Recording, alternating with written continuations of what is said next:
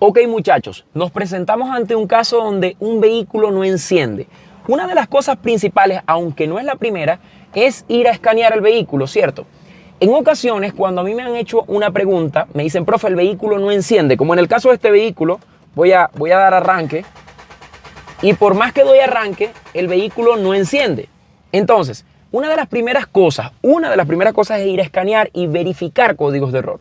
Cuando yo les pregunto, muchachos, ¿qué códigos de error tiene el vehículo? En ocasiones me han dicho, profesor, no tiene códigos de error.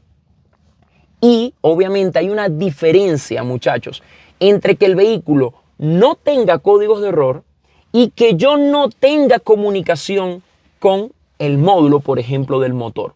Son dos cosas diferentes. Ahora, si yo ingreso al módulo del motor y veo que no existe ningún código de error, eso quiere decir que el carro no tiene códigos de error. Pero si yo no puedo ingresar al módulo de motor para poder hacerle la pregunta, y yo intento ingresar obviamente con un escáner, como en el caso de este escáner que está intentando enlazarse en este momento, si yo no tengo respuesta y dice que hay un error en la comunicación, yo lo que no tengo es comunicación con ese módulo. Y lógicamente, antes de meternos en el tema, por ejemplo, que se habla en el curso de diagnóstico 2, redes de comunicación y osciloscopio, antes de meterme en el tema de redes de comunicación, de medir la red, del osciloscopio y demás, yo lo primero que debo ver es el diagrama eléctrico del módulo en cuestión, por ejemplo, es una de las cosas que primeramente debo ver, el diagrama eléctrico del módulo en cuestión para yo saber si ese módulo está alimentado con las corrientes 30 y 15 que ya vamos a ver allá adelante.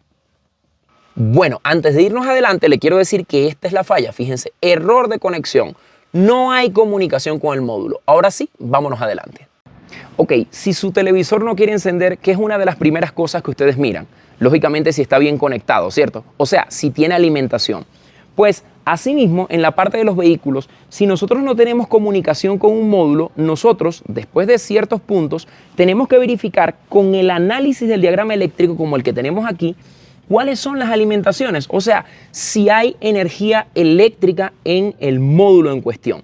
Y hay dos puntos de alimentación importantes que nosotros mencionamos muchísimo en el curso de análisis de diagramas, y es el hecho de las alimentaciones de tipo 30, o alimentaciones constantes de batería, o las alimentaciones de tipo 15, que son alimentaciones después de switch. Entonces, es muy importante tener un diagrama y saber cómo analizarlo para nosotros poder verificar si nuestros módulos están alimentados. Vamos a mirar acá un momento para que ustedes puedan ver cómo es que nosotros tenemos esto de aquí. Aquí nosotros tenemos dos sondas de prueba en el conector de la computadora. Una es amarilla y la otra es roja. La amarilla representa el punto de alimentación 15. ¿De dónde lo sacamos? Obviamente del análisis del diagrama. Y la línea roja o la sonda roja representa el punto de alimentación 30, que es la alimentación constante. Quiere decir que en este momento, fíjense, yo tengo la llave del vehículo por aquí. Y obviamente en 15, como el switch no está pasado, en 15 nosotros no tenemos ningún voltaje. Ningún voltaje.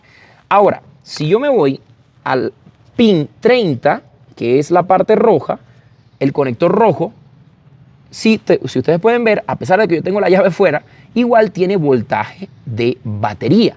Mientras que el pin 15 va a tener suministro de voltaje solamente cuando yo vaya a abrir, o mejor dicho, vaya a hacer el contacto y colocarlo en on. Voy a hacerlo en este momento para que ustedes puedan ver cómo es que llega ese voltaje.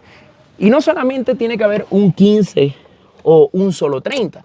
Pueden haber varias alimentaciones de voltaje que, como les digo, van a ser fundamentales a la hora de nosotros, obviamente, querer comunicarnos con un computador. Cuando yo tuve o coloqué el contacto, ahora yo tengo no solamente voltaje en 15, sino que continúa, como ustedes pueden ver, vamos a hacerlo aquí, continúa el voltaje también en el pin número 30. Ok, profesora Garvin, ¿cuál era el problema del carro? Bueno, en este caso yo desconecté la computadora para causar el problema. Pero lógicamente, al nosotros no tener alimentación en una computadora, no vamos a poder establecer comunicación con ella. Y créanme una cosa, no es a lo primero que las personas se van. Como hemos tenido tantas informaciones al respecto de tantas cosas, nosotros no nos vamos a lo elemental. Lo elemental es agarrar un diagrama eléctrico, analizar el diagrama eléctrico, analizar obviamente los símbolos, analizar los números, saber dónde están las alimentaciones constantes, dónde están los negativos. Eso es lo más importante que nosotros podemos hacer a la hora de reparar obviamente un problema como este. Simplemente irnos al diagrama eléctrico y analizar a qué se refiere.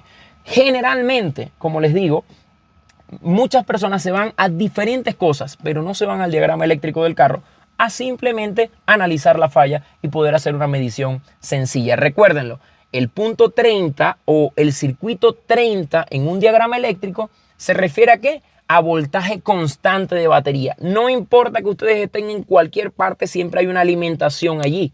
¿Ok?